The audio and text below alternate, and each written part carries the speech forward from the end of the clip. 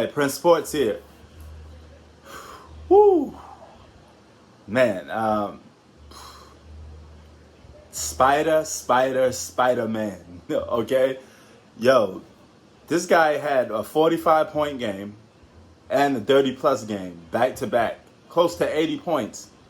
Okay, close to 80 points combined in these last two games. He's been cooking the Clippers, getting whatever he wants, looking like the best player on the court.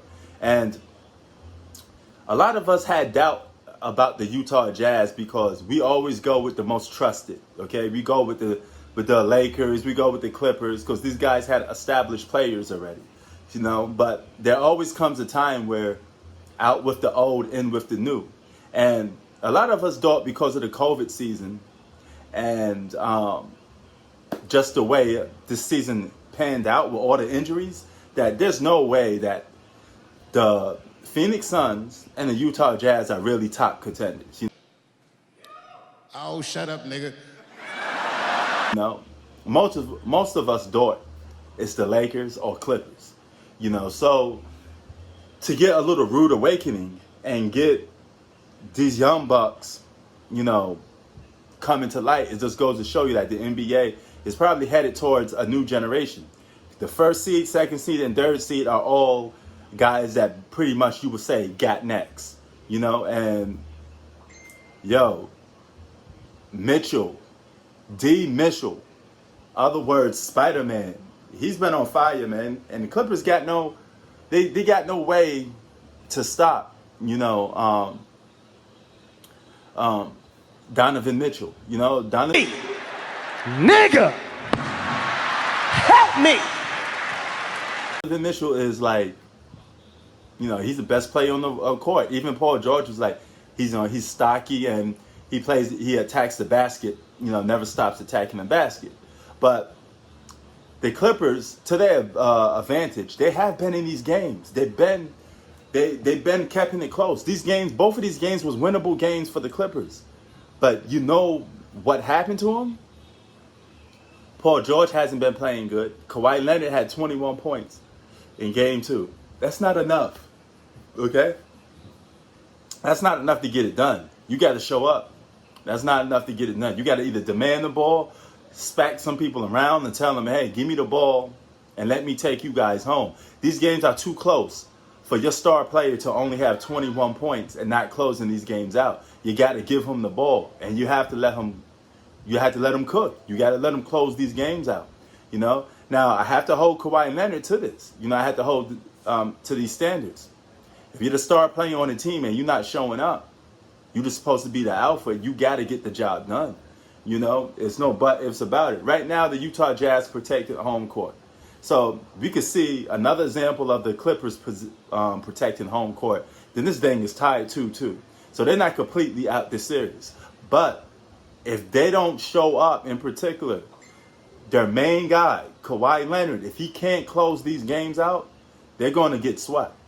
Because your best player got to show up, okay? Same criticism I give to any superstar player.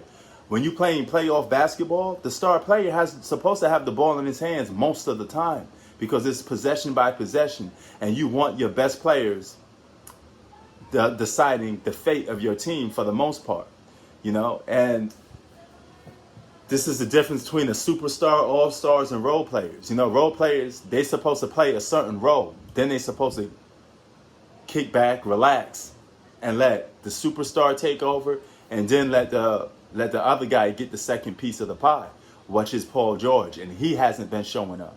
You know, their rotations are bad, you know, as a basketball team, you know, and Spider-Man is just cooking these boys, you know. He's giving them that ether. He's giving them that smoke. And just like the last series, they had to deal with Luka getting whatever he wanted, you know. And whenever he was the best player on the floor, he had the most points. They most likely won. And that's the case with the Utah Jazz. The Clippers got to find a way to at least contain Mitchell. Or if they don't, it's going to be a long night for the Clippers. It's going to be a wrap for those boys. And they're going to go home again in the second round. That'd be a 2-year failure for Kawhi Leonard, okay? If he fails again, in his second year with the Clippers, you may have to break this team up, you know. And for a guy that we call sometimes Baby Jordan, whatever the case may be, he got to show up. You know, that's not enough, man. I noticed one thing, even in game one, him and Paul George got what, like 15 shots apiece, something like that. I could be wrong. I know it was something of that magnitude.